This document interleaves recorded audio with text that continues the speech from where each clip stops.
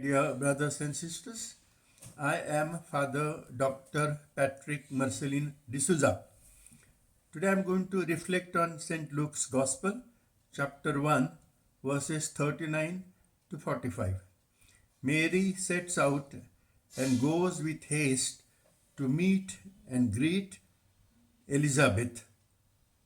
In this Gospel passage, Luke describes the visit of Mary to Elizabeth, her cousin, who had found favor with God and was in her 6th month in her old age, as the angel of the Lord had told Mary. Please read this passage from the Bible or the Google so that you will understand this reflection better. In those days, Mary set out and went with haste to a Judean town in the hill country. Here in this account about Mary's visit to her cousin Elizabeth, the expression went with haste is very important. Mary set out and went to a Judean town in the hill country. It is reported by Luke. Some years ago, the statue of the Mother Mary from Nazareth was being taken all throughout the world, through all the continents, all the countries, and to all the corners of the world. Many people noticed one thing clearly, and that is this.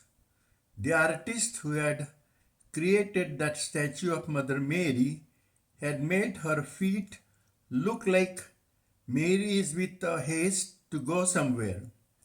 The artist had copied the sentiments expressed by Luke, which signified that Mary was very much eager to go to visit her cousin Elizabeth, who was 6 months pregnant, and help her in this situation of hers when she really needed someone's help. In our country, and in fact in the most of the places in the world, when a woman is pregnant, she needs someone's help. Very often it is the mother of that lady who comes forward instinctively to be with her daughter to assist her during the time of her pregnancy. And if the mother had passed away, then the mother's place is taken by the sister of that pregnant lady, or her sister-in-law, or some cousin, or someone else who is willing to take upon the role of the caretaker for that pregnant woman. The expression went with haste definitely shows Mary's eagerness to go to help her cousin, but at the same time, it points to some other things also, such as Mary's empathy. Empathy is experiencing the pain and suffering of the people we come in contact with in the same way as they are experiencing it. One is often empathetic with the people whom one loves and cares for. But empathy is not only for the people or with the people whom one loves and cares for. Empathy has to be shown to all the people one comes in contact with, because this empathy is inbuilt in the character of the person who feels empathetic. It is the second nature of that person. This feeling of empathy springs from within the person, from the deepest depths of that person, where the soul of that person resides. Mary invites all of us to be empathetic towards all the people we meet and be with during our stay on this planet. Mary's compassion. But empathy is not enough, because empathy often remains on the level of our feelings, and it does not go beyond that or deeper than that. Our empathy for the poor, downtrodden, and persecuted people should go beyond the mere empathy level. Compassion is the ultimate step in our altruism towards the people in need. Jesus did not remain on the empathy level. He went beyond the empathy level, as St. Matthew reports. When he saw the crowd, he had compassion for them because they were harassed and helpless, like sheep without a shepherd. Matthew 9:36. Mary's compassion. Compassion happens, as someone has explained, when empathy finds its expression in action, in doing something concretely to alleviate the sufferings of the people.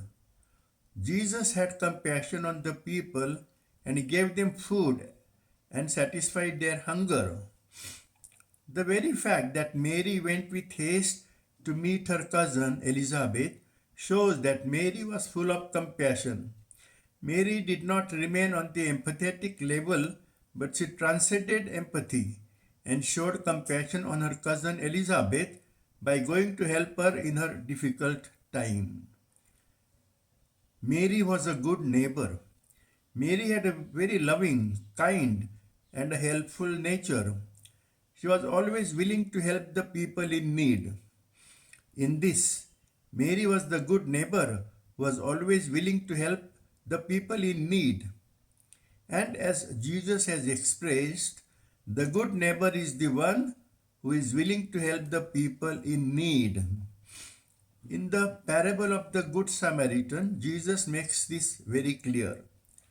While explaining the meaning of the second part of his great command, namely, love your neighbor as yourself, Jesus tells the people the parable of the Good Samaritan, and after narrating the incident of the traveler being attacked and left to die on the roadside, where neither the priest nor the Levite waited to help him, but a Samaritan waited to help him.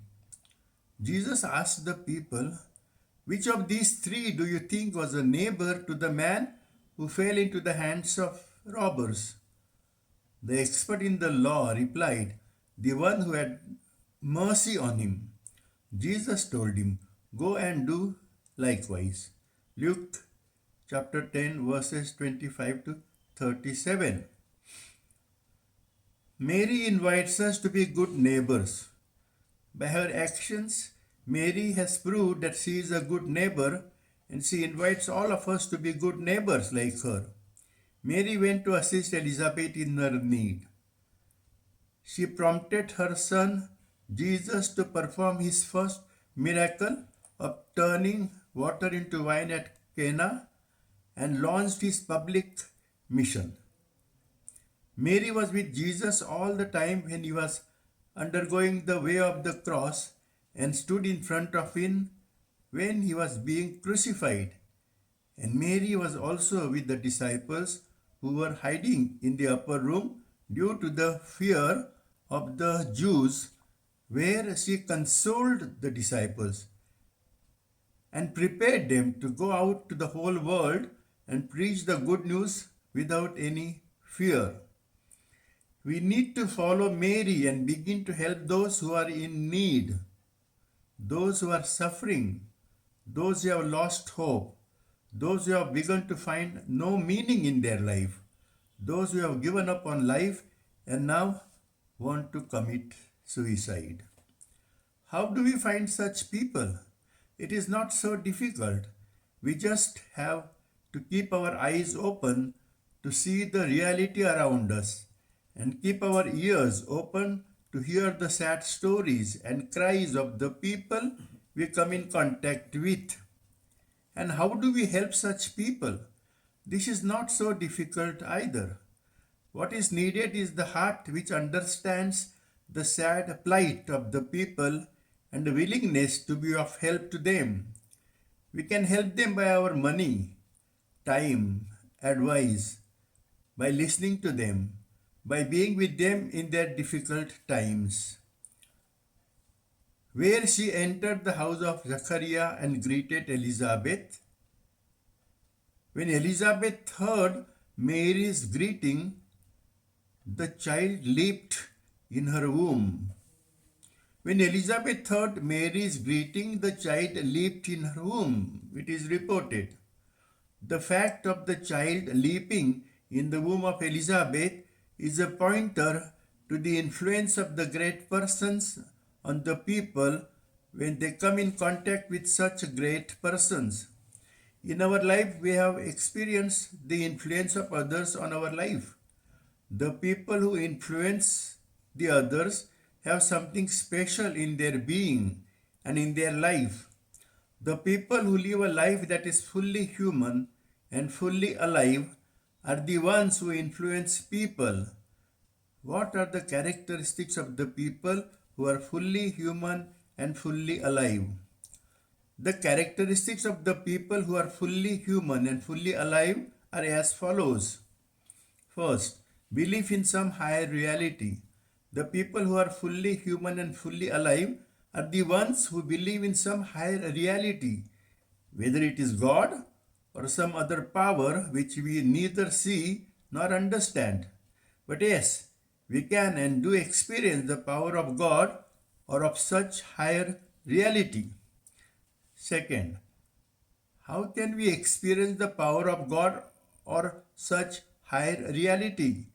We can experience the power of God or of such higher reality by doing the following things. A. Having a great desire to experience God or such higher reality. B. Constantly thinking of such higher reality or of God. C. Constantly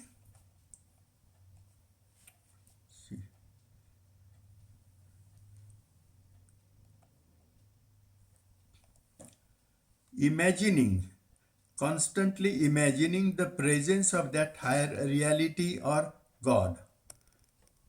D. And finally, imagining that we are in the presence of that higher reality and are directly experiencing that higher reality through the words and actions of that higher reality or of God. All this is possible by spending time with such higher authority or with God. How do we spend time with such higher reality or with God?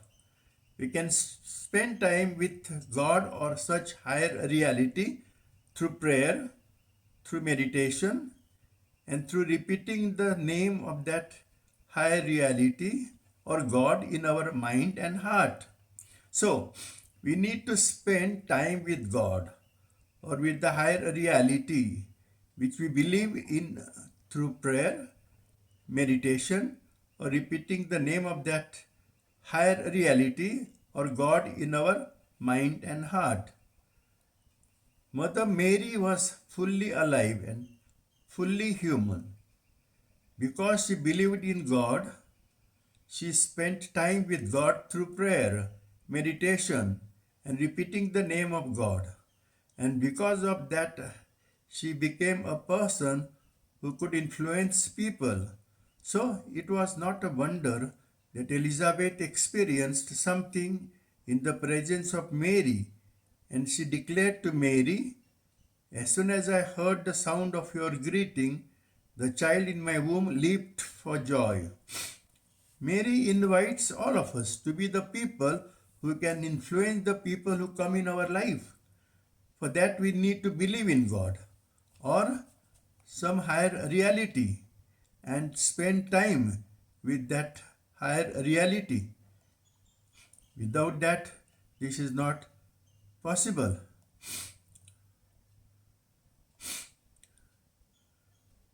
Now, and blessed is she who believed that there would be a fulfillment of what was spoken to her by the Lord. Mary believed in God that there would be a fulfillment of what was spoken to her by the Lord through his angel, and therefore Elizabeth calls her blessed. Mary invites all of us to be blessed like her. We need to respond to the call of Mary by believing in God or the higher reality by spending time with God or with that higher reality through prayer, meditation, and repeating the name of God or of the higher reality we believe in. And once we attain the blessedness in our life, which Mary had achieved, God will speak to us, and there will be a fulfillment of what God will speak to us. For that, let us begin doing what Mary had advised us to do. My dear friends, thank you very much for listening to this reflection, watching this video lovingly and carefully. In case you wish to make some comments with regards to my reflection or make some suggestions, please feel free to write to me on my WhatsApp number 7030447934. Please send this reflection to all those whom you love and all those who love you, and also to all your other contacts, so that they may receive God's grace and blessings by reading this reflection, watching this video, and practicing it. I also have my channel on YouTube on which you can view my videos featuring psycho-spiritual themes, which will help you personally and also your family members, friends, and the near and dear ones.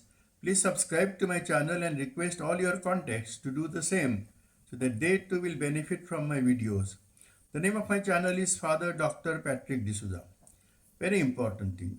You may contact me for personal guidance, for enhancing your human personhood, for career guidance, for clearing any doubts about any subject, whether it is biblical, spiritual, psycho-spiritual, educational, social, personal, or related to family matters, married life, and difficulties in relationships. The principals and managers of the educational institutions may invite me to conduct sessions on the enhancement of the various aspects of the human personhood of the students and teachers. Similarly, the parish priests in the churches and the directors of the various institutions also can consider inviting me to conduct the human personhood enhancement programs for the people under their care. In case any one of you wants to make a confession, you are welcome to approach me. And now I pray for you.